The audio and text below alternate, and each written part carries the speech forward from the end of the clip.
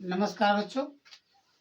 आज कुछ हमारे बच्चों या साथियों की एक निवेदन आया है कि हम लोग थोड़ा आर्टिकल के बारे में हम लोग जानकारी प्राप्त करते हैं।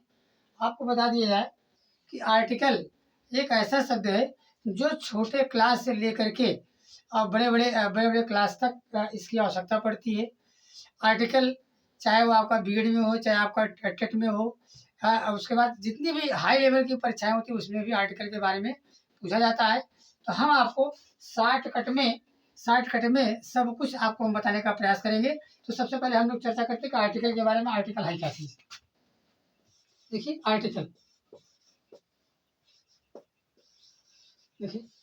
आर्टिकल को हिंदी में क्या कहते हैं? उपपद कहते हैं। क्या बोलते हैं हम? उपपद है।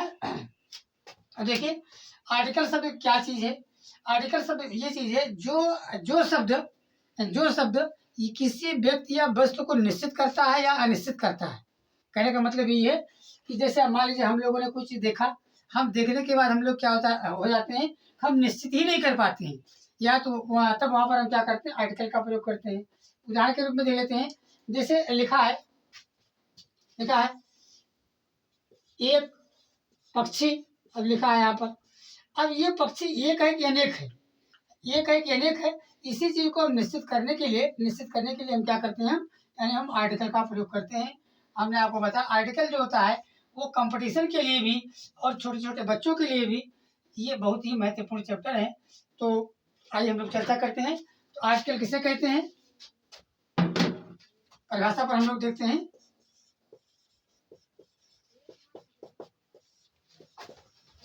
जिन शब्दों के द्वारा हम किसी व्यक्ति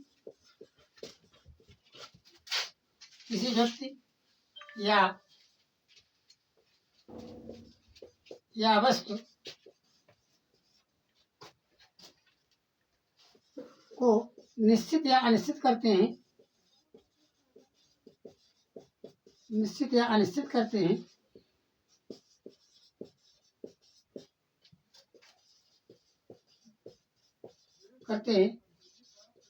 उसे आर्टिकल कहते हैं।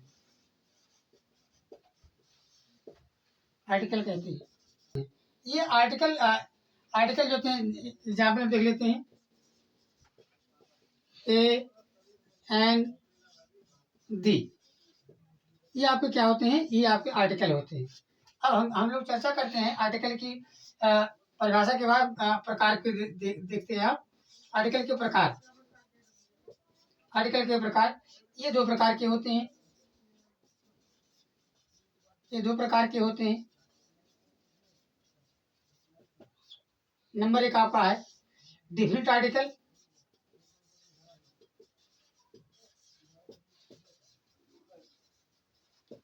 आर्टिकल। और नंबर दो होता है आपका इनडिफिनिट आर्टिकल।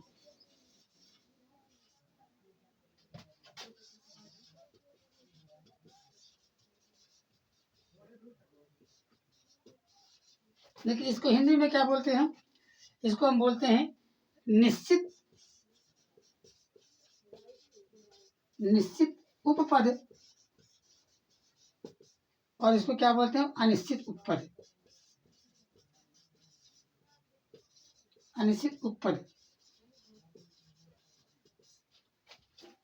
अब हम आगे इसके बारे में अध्ययन करते हैं।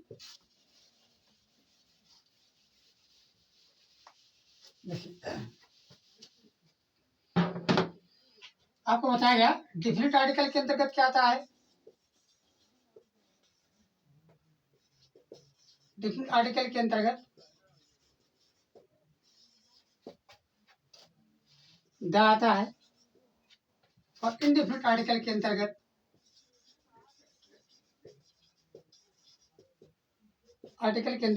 क्या आता है? ए और एन आता है। तो हमको मेन इन्हीं शब्दों पर हमको ध्यान देना है। हम कम से कम शब्दों में ज़्यादा से ज़्यादा हम आपको प्रयास करेंगे। अगर आप लोग ध्यान देंगे तो मुझे उम्मीद है कि जो आप टेट या बड़े बड़े परीक्षाओं के लिए आप लोग तैयारी में जिसके बारे में पढ़ते हैं तो कम समय में ही, वैसे आपको बता दें कि N N A N D तीनों का प्रयोग इतना लंबा चौड़ा है कि हम लोग क्या करते हैं कि पढ़ते पढ़ते हम लोग याद करते हैं, एक तरफ याद करते हैं, एक तरफ भूल जाते हैं। तो हम कुछ आपको ट्रिक बता रहे हैं, उन्हीं ट्रिकों पर हम लोग ध्यान देंगे। अब देखिए, इसके पहले हम लोग चर्चा करते हैं ए एन के ऊपर। देखिए थोड़ा हम देख लेते हैं ABCD में। देखिए ABCDEFGHIJKLMNOPQRSTUV देखिए 26 अक्षर हुए। 1 2 3 4 5 6 7 8 9 10 11 12 13 14 15 16 17 18 19 20 21 22 23 24 25 26 देखिएगा। इसी में हम लोगों को देखना है आपको। देखिए जब इसको अगर हम ध्यान से देखते हैं तो मतलब हमें जो है 3 प्रकार के अक्षर आपको दिखाई पड़ते हैं, 3 के 4 प्रकार के अक्षर दिखाई पड़ते हैं। जैसे देखिए पहले हम एक देखते हैं, पहला अक्षर, ये अक्षर और उसके बाद क्या आपका ये आपका, उसके बाद ये आपका है, उसके बाद ये आपका क्या है। अब देखिए 5 कहने का मतलब अगर हम लोग चर्चा करते हैं तो बावेल की चर्चा करते हैं तो बावेल कितने होते हैं इंग्लिश में? 5 होते हैं बावेल कितने होते हैं? 5 होते हैं। कौन कौन से होते हैं? AEIOU। देखिए अब यहाँ पर देखते हैं, दूसरी चीज चर्चा करते हैं हम लोग। दूसरा इसको देखने के बाद दूसरी बात क्या निकलती है हम लोगों को? निकलता है कि ये 2 प्रकार के अक्षर देखिए आपने देखा है, एक आपका क्या होता है Y और एक होता है W। ये क्या होता है? इसको हम बोलते हैं सेमी बावेल। क्या बोलते हैं? Semi bowel. सेमी बावेल का मतलब क्या होता है हिंदी में? अर्धस्वर। अब देखिए इसको हम अर्धस्वर क्यों बोलते हैं, इसके बारे में हम आगे चर्चा करेंगे। फिर उसके बाद देखिए तीसरा आता है आपका, तीसरी बात आती है। देखिए ऐसे कुछ अक्षर हैं जिसको हम जो बावेल से शुरू होते हैं उनको क्या किस नाम से बोलते हैं? उनको साउंडियल बावेल के नाम से जानते हैं। साउंडियल बावेल कहते हैं हम लोग। देखिए इसकी संख्या कितनी है आपकी? 2 संख्या Y और W। इसकी संख्या कितनी है? अब देखिए हम खुद ही गिन लेते हैं। देखिए आपका एक आपका ये आपका आता है, पहला चीज। दूसरा उसके बाद आता है आपका ये आता है। फिर उसके बाद आपका क्या आता है? अगला ये आता है आपका। फिर उसके बाद ये आता है। फिर उसके बाद ये आता है। कहने का मतलब आपका बना 1 2, फिर उसके बाद बना आपका 3, फिर आपका बना 4, फिर उसके बाद बना आपका 5, फिर उसके बाद बचा आपका 6, फिर उसके बना आपका 7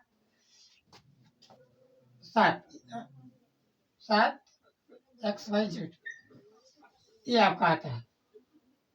तो कहने का मतलब कौन कौन से बने आपके? देखिए एक आपका बना क्या? F।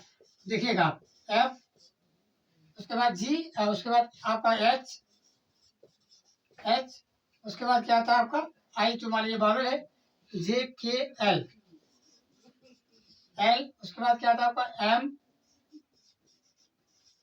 उसके बाद क्या आता है N, फिर उसके बाद क्या आता है LNOPQR, उसके बाद क्या आता है R, फिर उसके बाद क्या आता है S, फिर उसके बाद क्या आता है आपका QRSTUVWX। ये कितने अक्षर हैं आपके? 1 2 3 4 5 6 7 8। ये आपके 8 अक्षर जो होते हैं किसमें आते हैं? साउंडियल बावेल। इनकी संख्या कितनी होती है? 8 होती है। इनकी संख्या कितनी होती है? 5 होती है। इनकी संख्या कितनी होती है? 2 होती है।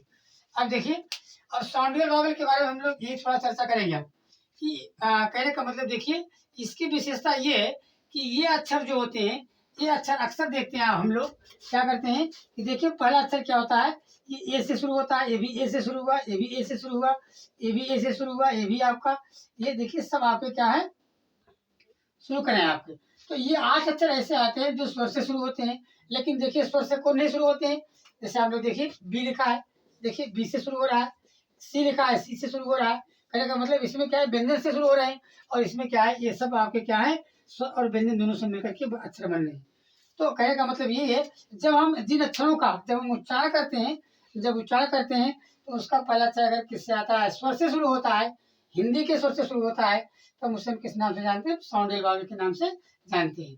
अब इसी की चर्चा हम लोग करेंगे एन के बारे में। हाँ, एक चीज और देखिए, तो बावल बावल की परिभाषा क्या बनती है आपकी? बावल की परिभाषा यानी कि जिन अक्षरों को बोलने में किसी की सहायता की आवश्यकता नहीं होती है, वो हमारा क्या होता है, बावल होता है। और जिसमें किसी बोलने की सहायता नहीं जाती, उससे हम क्या बोलते हैं, कॉन्सोनेंट कहते हैं, व्यंजन कहते हैं। सेमी बावल क्या आपका, सेमी बावल उसे कहते हैं, यानी कि अर्धस्वर। कहने का मतलब वाई और डब्ल्यू एक ऐसे शब्द हैं, ऐसे अक्षर हैं जो ये कभी व्यंजन का काम करता है, कभी स्वर का काम करता है। जैसे एग्जाम्पल के रूप में देखते हैं हम, इसे लिखिए, देखिए लिखा है, एक छोटे से शब्द की चर्चा करते हैं हम, काऊ। अब आप देखिए यहाँ पर क्या आपका डब्ल्यू आया। अब अगर इसका हम उच्चारण करते हैं, तो उच्चारण करते हैं क्या आता है आपका, काऊ। काऊ आता है। देखिए डब्ल्यू शब्द किसका काम कर रहा है, टू का काम कर रहा है। तो कहने का मतलब यहाँ पर क्या आपका डब्ल्यू जब लास्ट में आता है तब यहाँ पर स्वर का काम करता है। लेकिन जब ये पहले आ जाता है, तो ये शब्द क्या बन जाता है आपका, व्यंजन बन जाता है। देखिए एक बार फिर से देख लेते हैं। जब वाई और डब्ल्यू किसी शब्द के अंत में आते हैं तो वो स्वर का काम करता है, और अगर वो स्टार्टिंग में, प्रारंभ में आते हैं या बीच में आते हैं, तो क्या करते हैं कि मतलब वो व्यंजन का काम करता है। और दूसरा एग्जाम्पल भी देख लेते हैं, वाई इसी प्रकार। देखिए लिखा आपका क्या, वाई का देखते हैं हम लोग, वाई उसी प्रकार का। देखिए आप लिखा बेरी, बेरी। अगर हम इसको लिखते हैं मतलब इसका प्रोनाउंसिएशन लिखते हैं, देखिए क्या आता है। देखिए वाई शब्द किससे बना, ये आपका बड़ी ई की मात्रा से बना। कहने का मतलब बड़ी ई की मात्रा, ये आपका क्या, आपका स्वर है। और उसके बाद देखिए यार्न, यार्न। देखिए यहाँ पर क्या लिखा गया, यार्न। अब देखिए वाई से क्या बना आपका, या बना। कहने का मतलब आपका व्यंजन है।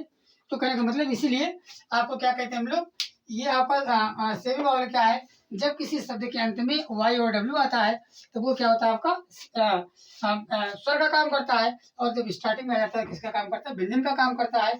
इसीलिए इसको हम क्या किसी नाम से जानते हैं, सेमी बावल के नाम से जानते हैं। साउंडेड बावल के बारे में आपको भी बता दिया गया है। जिन अक्षरों का पहला अक्षर बावल से शुरू होता है उसे हम क्या कहते हैं, साउंडेड बावल कहते हैं। इनकी संख्या कितनी है आपकी, 8 है। अब हम लोग चर्चा करते हैं कहाँ पर हम लोग किसका प्रयोग करते हैं, कहाँ नहीं।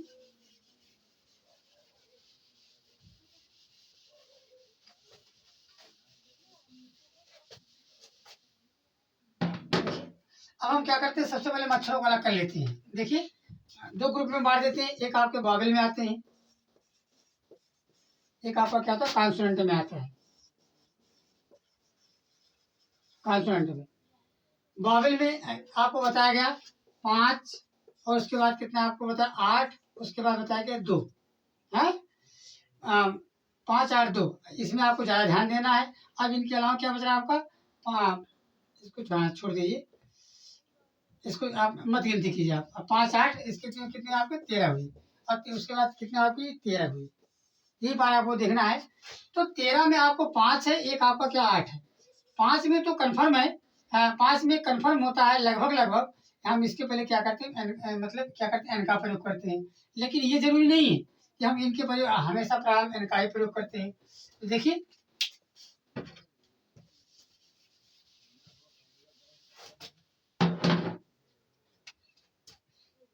जैसे पांचों के बारे में एक एग्जाम्पल देख लेते हैं। जैसे आपका लिखा ए क्या करता है, APPLE। अब यहाँ पर हमको लगाना होगा, तो हम क्या देखेंगे, पहले अक्षर आपका क्या बावल है, तो यहाँ पर क्या लगाएंगे, एल लगाएंगे।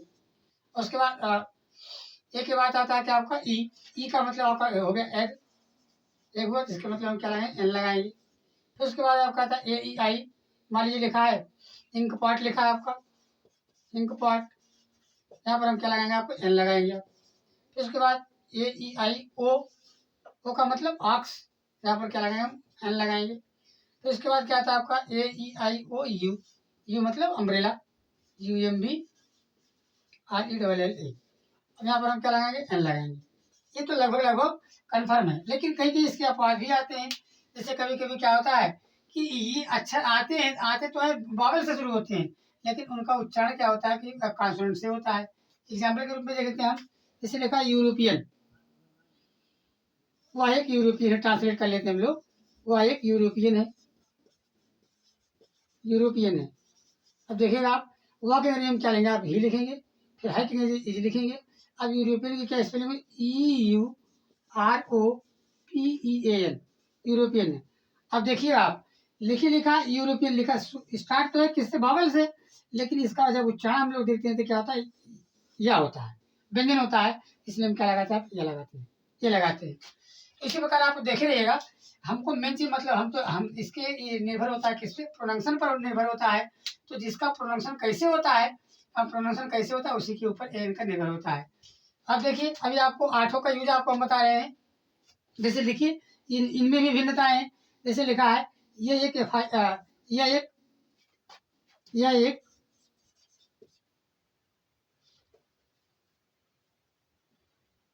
वह एक एम ए का मतलब, यानी कहने का मतलब जिस आदमी के बारे में बताया जा रहा है वो क्या क्या आपका, यानी कि एम ए डिग्री धारक है। अब लिखा गया आपका, वह के अंग्रेजी लिखेंगे, वह ही लिखेंगे, इज लिखेंगे। अब यहाँ पर ए लगाना आपको। देखिए आप लिखिए, अगर इंग्लिश में लिखेंगे क्या लिखेंगे आप, एम, पहला अक्षर क्या रहा है, व्यंजन आ रहा है। उसके बाद देखिए आ रहा है ए, पहला अक्षर क्या रहा है, व्यंजन आ रहा है, लेकिन इसका स्वर से मतलब शुरू होने के कारण हम यहाँ पर क्या लगाते हैं, आप एन लगाते हैं। तो एन लगाते हैं। इसी प्रकार देखिए, आपको आठों अक्षर बताए गए, आठों अक्षर बताए गए हैं। अगर उनका उच्चारण यानी कि बावल से शुरू हो रहा है, एम की तरह हो रहा है, बावल की तरह यूज हो रहा है, तो हम क्या लगाएंगे, एन लगाएंगे। अगर व्यंजन की तरह शुरू हो रहा है तो वहाँ पर क्या लगाएंगे आप, ए लगाएंगे। जैसे यह एक आम, वह एक आम है, वह एक आम है। अब देखिए इसका, इसका दैट इज, अब देखिएगा आप, यहाँ पर आम के बदले क्या लिखेंगे, मैंगो लिखेंगे, मैंगो लिखेंगे। अब यहाँ पर क्या आपका, अब आपको लगाना है, अगर एम का उच्चारण मतलब एम का उच्चारण ए एम की तरह होता तो हम इन लगाते, लेकिन यहाँ पर माँ के रूप में हो रहा है, इसलिए हम क्या लगाएंगे, ये लगाएंगे। तो हमें कुछ मतलब हम आशा करते हैं कि दो बातें आपको जरूर सीख में हो गई। हम इतना नियम तो याद नहीं कर सकते हैं जितने नियम हमारे बुक में दिया गया है, तो इसलिए हम इतने ध्यान देंगे कि क्या करेंगे, जहाँ जहाँ अक्षर हमारे जहाँ जहाँ हमारे अक्षर क्या होते हैं कि साउंड बाबल से शुरू होते हैं और उनका प्रोनाउंसिएशन भी बाबल की तरह होता है, तो हम वहाँ पर एन लगाएंगे। और कहाँ लगाएंगे, अगर वो अक्षर बाबल मतलब ए ई आई ओ से शुरू हो रहा हो, लेकिन उसका प्रोनाउंसिएशन क्या होता है, उसका उच्चारण जो होता है बाबल की तरह होता है, तो वहाँ पर क्या लगाते हैं, हम एन लगाते हैं, अन्यथा हम क्या लगाते हैं, ए लगाते हैं। अब इसी प्रकार हम लोग चर्चा करते हैं। हमें उम्मीद है ए एन के बारे में आपको समझ आ गया, एक एन के बारे में समझ आ गया। और ए का दूसरा नियम बता है, ए का प्रयोग हम कहाँ करते हैं कि जहाँ पर उच्चारण जो है एकदम व्यंजन के रूप में होता है, तो वहाँ पर क्या लगाते हैं, हम ये लगाते हैं। जैसे आपको बताया गया, ये काम है, यहाँ पर इसका एम का उच्चारण किसी माँ के रूप में हो रहा है, इसलिए हम क्या लगाते हैं, ये लगाते हैं। अब इसके इसके बारे में थोड़ा हम दा के बारे में चर्चा करते हैं।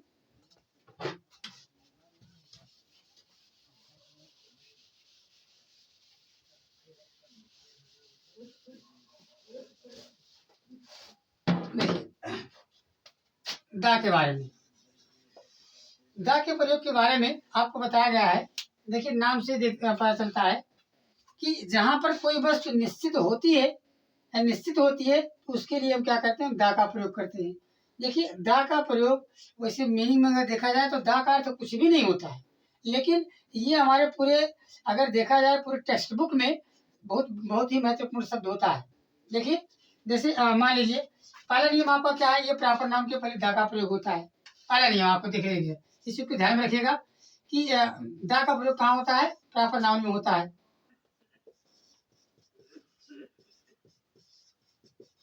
प्रॉपर नाउन में होता है,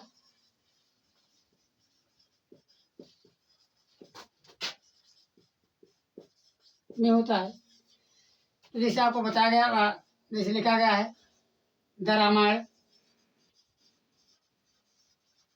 द रामायण। उसके बाद आपको बताया गया है कि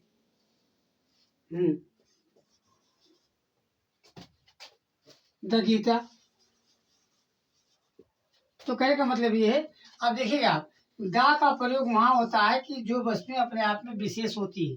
विशेष का मतलब यानी कि जिसके बारे में जो जो चीज अवर्णनीय हो। जैसे एक एग्जाम्पल लेते हैं, देखिए एक आपका अशोक शब्द है, अशोक शब्द है, अशोक शब्द है, ये आपका क्या है, मतलब प्रॉपर नाउन में है।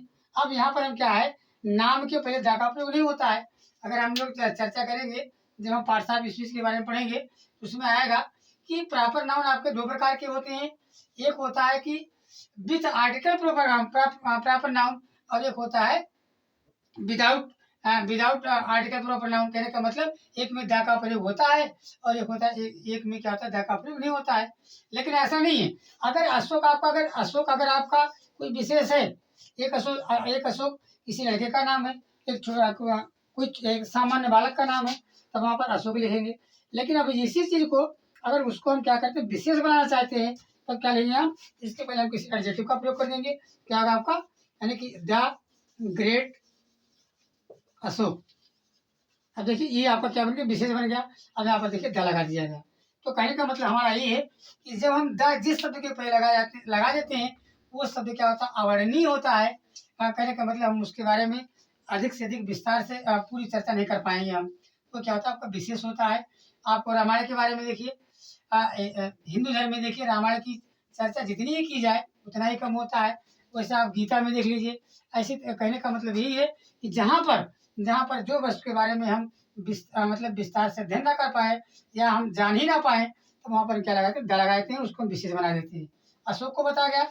आपको देखिए राम लिखा है, एक बालक का नाम है, लेकिन अभी लिख दिया the great Ram, the great Ram. अब ये भगवान राम के बारे में चर्चा हुई। कहने का मतलब यहाँ पर हम क्या होते हैं, हम इनका वर्णन नहीं कर सकते हैं, इसको हम विशेष बना देते हैं। तो विशेष बनाने के लिए क्या करते हैं, दा का प्रयोग करते हैं, पहला नियम है। अब कहने का मतलब यही है, जब किसी वाक्य में आपको जहाँ दा का यूज करना है, दा का प्रयोग करना है, तो अगर आप देखेंगे वो चीज विशेष है, तो विशेष है, हम आप वहां पर क्या कर देंगे, हम दा का प्रयोग कर देंगे। दूसरी भी चर्चा क्या आती है आपकी, एक आप लोगों ने पढ़ा होगा कि degree of comparison. Degree of comparison मतलब क्या है, विशेषण की तीन अवस्थाएं होती हैं, एक पॉजिटिव डिग्री, एक कॉम्परेटिव डिग्री, एक सुपरलेटिव डिग्री। तो जो सुपरलेटिव डिग्री होती है उसको हिंदी में क्या बोलते हैं, सर्वोच्च अवस्था। तो जब सुपरलेटिव डिग्री का प्रयोग करते हैं तो वहां पर क्या करते हैं, विशेषण के पहले आपको क्या लगा देते हैं।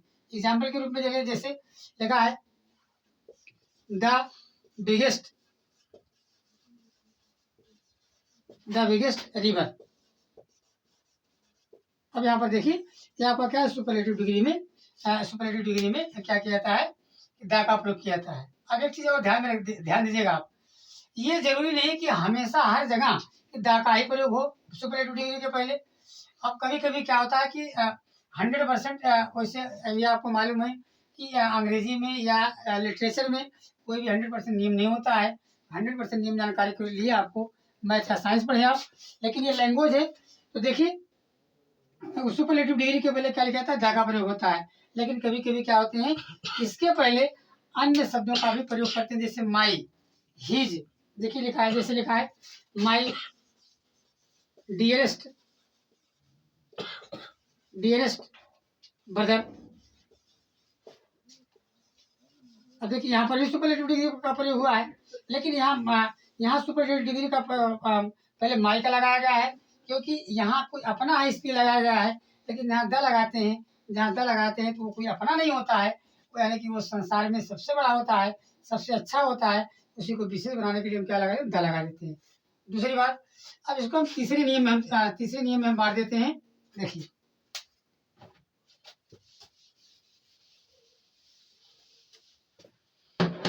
तीसरे नियम में क्या है, जब कोई वाक्य लिखा जाता है और उसी के बारे में फिर दोबारा कहा जाए, जैसे लिखा है राम इज ए बॉय, अब ये शब्द लिखा गया है। अब यहाँ पर लिखा है राम इज ए बॉय। अब यहाँ पर देखिए मतलब राम के बारे में बताया कि राम एक लड़का है, लेकिन फिर अगर बात चर्चा की जाती है कि इस लड़के के बारे में, यानी कि द बॉय, फिर बॉय को लिखना है, तो उसी के पहले हम क्या लगा देंगे, द लगा देंगे। द बॉय इज फाइन, यानी कि लड़का ठीक है। अब यहाँ पर देखिए चाहे फाइन लगे चाहे गुड लगाइए। अब देखिए कहने का मतलब ये है, यहाँ पर बॉय शब्द आपका आया था, यहाँ इसके पहले ए लगाया गया था, लेकिन जब दोबारा हम वही रिपीट कर देंगे तो उसी के बारे में चर्चा कर देते हैं, तो वहाँ पर क्या करते हैं, दा का प्रयोग करते हैं। अब शॉर्टकट में अब इतने तीनों चीजें दा के बारे में बहुत सारे नियम है। दा के नियम में जैसे लिखा गया आपको, दिशाओं के पहले दा का प्रयोग होता है, पर्वतों के पहले दा का प्रयोग होता है। तो इतने सारे नियम हैं, इतने नियम तो हम आप याद नहीं कर सकते, लेकिन इतने जाना रहेगा कि जो चीज़ अपने आप में विशेष होती है, जो चीज़ अपने आप में विशेष होती है उसी के पहले हम दा लगाते हैं, शॉर्टकट में जान लीजिए। दूसरी बात, दूसरे नियम की चर्चा क्या होती है, सुपरलेटिव डिग्री के पहले दा का प्रयोग होता है। तीसरी बात, जब एक वाक्य को दोबारा फिर एक नाम को फिर उसी नाम के बारे में दोबारा चर्चा की जाए तो हम उसके पहले क्या लगाते हैं, दा लगाते हैं। तो मुझे उम्मीद है आप लोग आर्टिकल के बारे में छोटे से चैप्टर में बहुत बड़ी चीज़ें सीख ली होंगी। और आपको कोई अगर इसमें समस्या आती है, कोई समस्या आती है, प्रॉब्लम आती है, तो आप मतलब हमें आ, आ, इस नंबर पर आप आकर के पूछ सकते हैं। मोबाइल नंबर है आपका 80 81 45 41, क्योंकि 8081294541। अगर आपको कोई भी प्रॉब्लम अगर आपको लगती है, आप इस नंबर पर संपर्क करके आप इसके बारे में अधिक से अधिक जानकारी ले सकते हैं। धन्यवाद।